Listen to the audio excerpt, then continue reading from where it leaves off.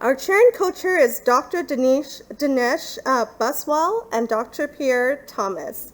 I want to first compliment Sukarya for completing 25 years and also, actually deliberating and taking this topic of maternal and child nutrition, which is very, very important.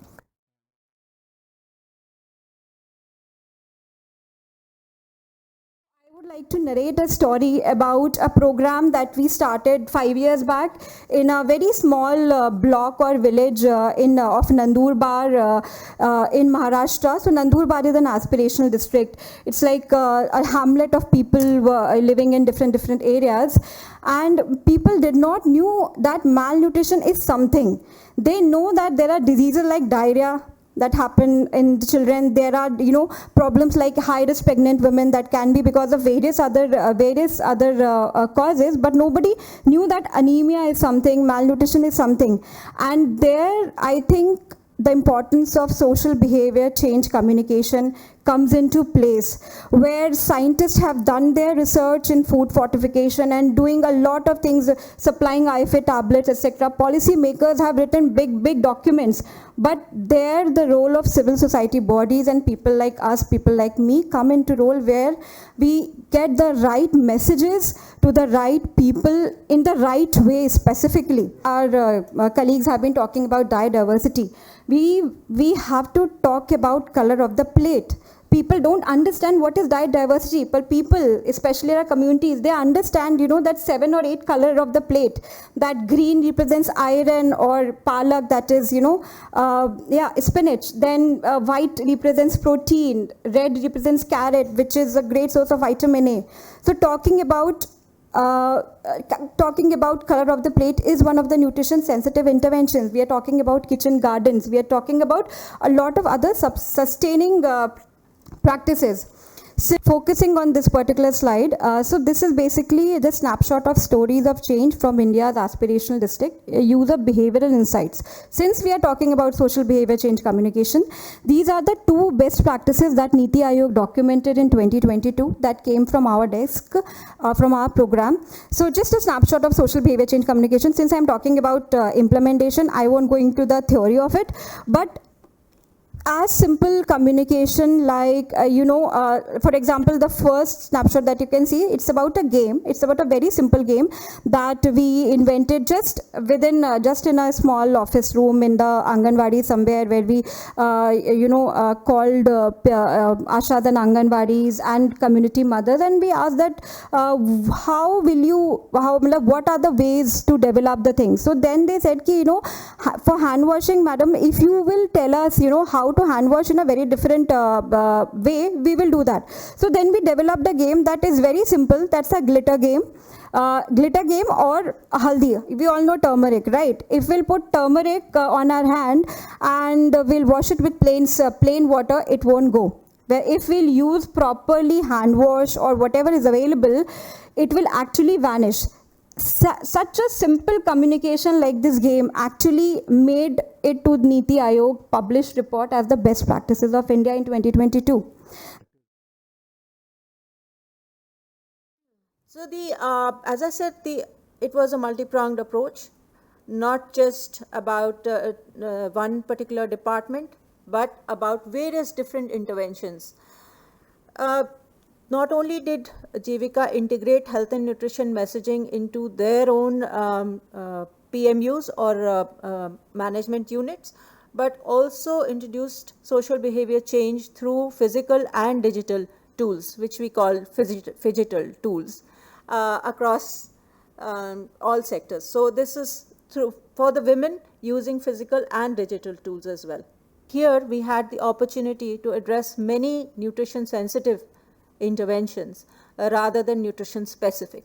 So through this program, through this project, we have addressed many nutrition sensitive interventions and not nutrition specific as such.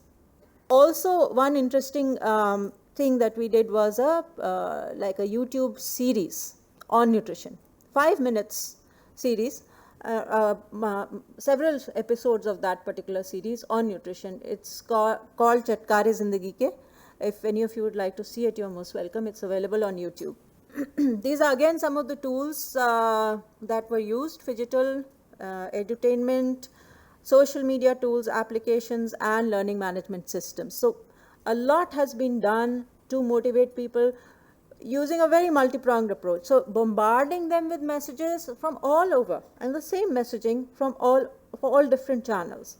So it cannot be a one-way communication. It cannot be just limited to one stream. We have to talk about, I mean, SBCC can't be just exclusively SBCC. It has to be the whole environment, the whole enabling environment that has to be changed for even a small practice to change. The result of one of our first evaluations from 2016 to 2018, you can see that these 5 food groups, there was a change observed over time in 1.5 years. But you see, in 1.5 years, with so much of effort, we managed to change just 1 or 2 practices. Our food habits are the most difficult to change, and we expect the rural people to change them as soon as we tell them about it. So it's going to take a long time, and we managed to change a few dietary practices, improve in food group consumption over 1.5 years. But it was quite encouraging. Further, some of the outcomes also changed to a timely initiation of breastfeeding, skin to skin care, delayed bathing, these kind of childhood interventions that we could also see a change, I think. But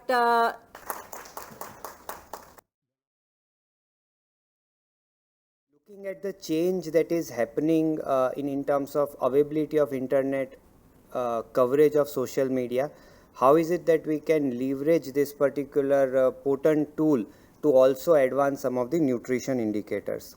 There are all different kinds of social media, which the social media which is available in Delhi might be very different from the social media that people in Rajasthan are accessing. So for example, here YouTube or Facebook might be the dominant one, but in Rajasthan, in some of the districts that their program is, Moj and Takatak are more sort of prevalent social media. So the engagement with the community is across the whole bouquet of social media or digital media that is currently available.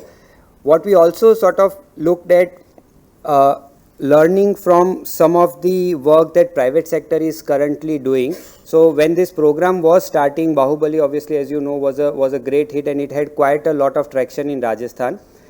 And there were also some initial work which was done to look at what could be the potential role of husbands in nutrition, what could be the potential role of mother-in-laws for nutrition, and how do we also target husbands and fathers and highlight their role. Because while in India currently there is a lot of push on social protection, it would also help if there is an additional push on availability of right kind of nutrition in the market, and also reaching out to decision makers within the family. So that's how this particular campaign was created, both in terms of what is the definition of Bahubali or what is the role that husband can play, and then transferring from what a real life Bahubali or real life change maker would look to a real life change maker.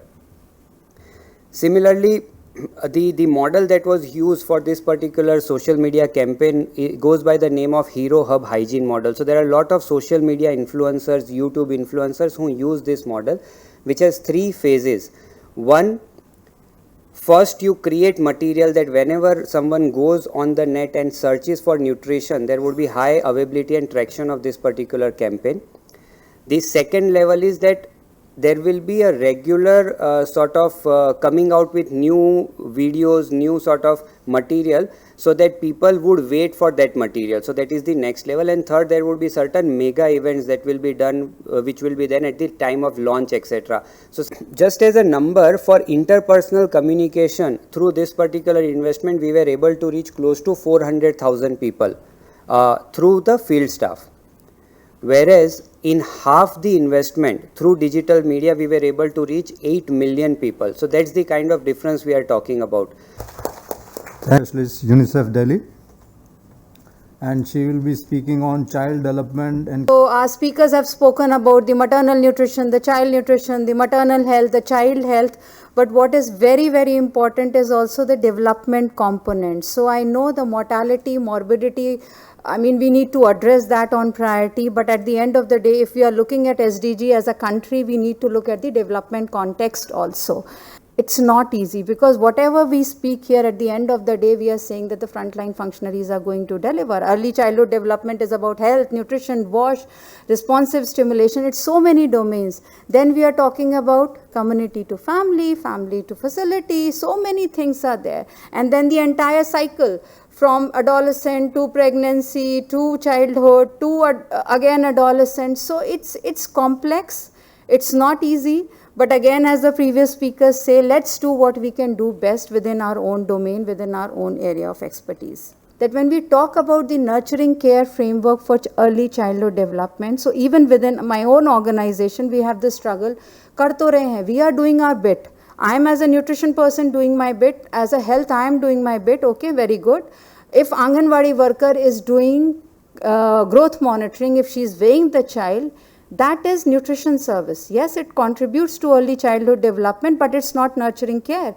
If Anganwadi worker is doing growth monitoring and also looking at the immunization card, that becomes the nurturing care framework. Similarly, if the immunization, I'm as a mother going for an immunization service and I'm talking about a little bit about the, asking about the child food and feeding. Okay, are you feeding your child? Are you force feeding your child if your child is sick? Then you should not do it. That's responsive feeding. So those are the elements that we need to include. It's not easy.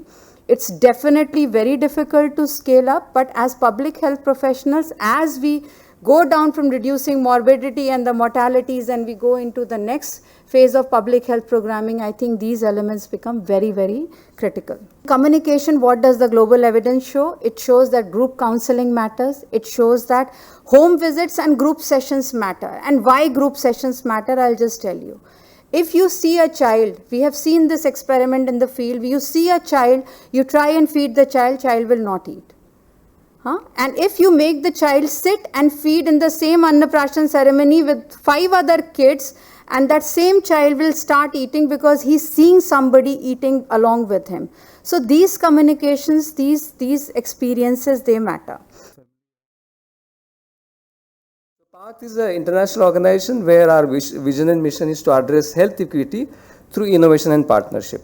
Because all the IEC-BCC that we develop, aspiration is totally missing. Our connotation is, if you don't eat tablet, you will die. If you don't deliver in the institutions, you will die. If you don't wash your hands, there is a diarrhea.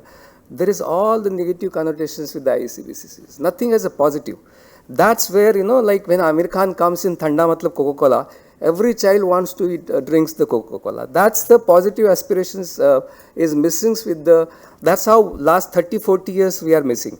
If UNICEF can hire a brand ambassador like Ambassador Amitabh Bachchan, I'm sure, and Hemang has already shown the penetration of digital in the rural area, things might improve. But I think that's a little larger discussion that we need to have.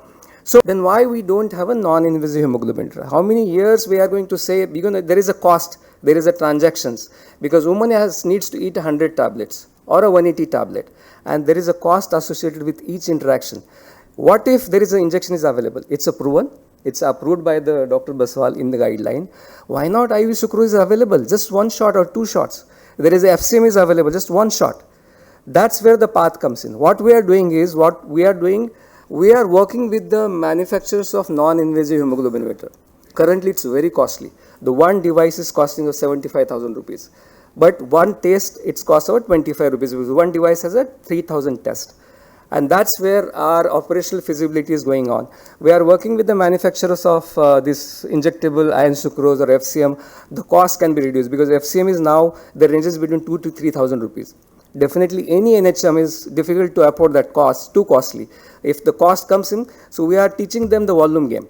There are 25 million pregnant mother. Imagine the one injections throughout country, then the volume increases, price will comes down. That's where our market dynamics teams works in terms of identifying the market failures, intelligence. And that's where we are creating enabling ecosystem for service providers so that efficiency will be improved. So our role is to empower service provider with the diagnostic tool, treatment tool or screening tool. PATH is works on most of the innovation pictures. but I will just show you. So this is where the manufacturers that we are working in. If this is available, no children is going to cry. Any frontline worker will carry easily. It's a simple, if they go to the family, anyone can see. Every mother, father, grandfather, children needs to be diagnosed with anemia, not only the eligible beneficiaries.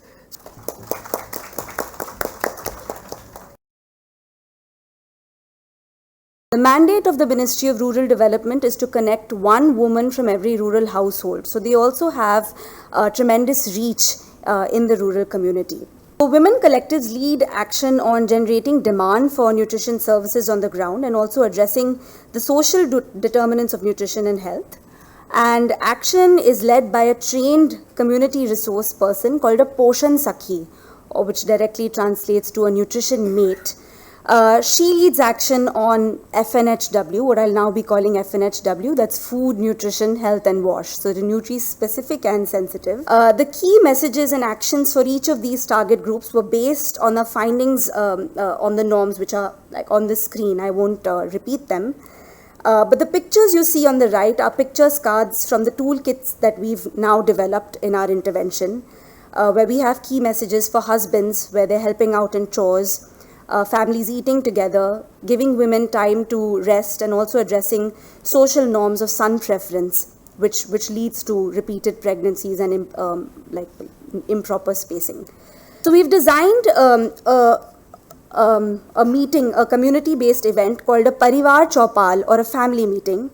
It's a monthly meeting that happens at the village where families are mobilized, but there's a focus on bringing in the men. And a set of 8 participatory games and activities have been developed to engage men on social and gender norms. These Parivar Chaupal meetings are supplemented by other activities geared towards norm change. So the Poshan Sakhi engages mothers-in-law and traditional birth attendants in the regular SHG meetings on the 3 behaviors that are mentioned: women eating last and least, early and poorly spaced pregnancies, and early marriage. And the goal of this entire strategy really is to improve inter-couple communication, enhance democracy within the household, and create a conducive environment for uptake of behaviors. The strategy is being tested in the predominantly tribal district of Bastar, which is in Chhattisgarh, since 2021. So these are the 8 games that you see on the screen, and they're designed so that women can facilitate these with men in a way that doesn't seem threatening to them. And they're also made so that key actions can be communicated through the game in a very short time. Thank you, Rachel, for that, excellent video which you showed. It was really very illuminating, and, how NRLM and State Rural Livelihood Mission is actually doing a wonderful work. Now I request my co-chair to, say a few words and his thoughts on the days what we had. Various speakers have spoken. Thank you very much, Dr. Baswal. I think we all enjoyed this session, especially for the hope that it brought, because in my opinion, and after listening to all the statistics that don't seem to be doing an excellent job in the morning, it is fundamental to understand that there is hope out there. And I think our panelists today did a brilliant job in showing us how we can harness the potential in the community, on social media, in the village, on the internet, to drive the agenda forward. So I hope that everyone in attendance right now is as inspired as I am, and that we will all carry these messages with us and hope to translate them into our practices. Maybe the organizers can signify to us whether we have any time for questions. Yeah. It's very late, so maybe we can discuss outside of the meeting room. And on behalf of Dr. Baswal and myself, we would like to thank you for attending, and we look forward to further interactions. Thank you. Thank you very much. Thank you very much.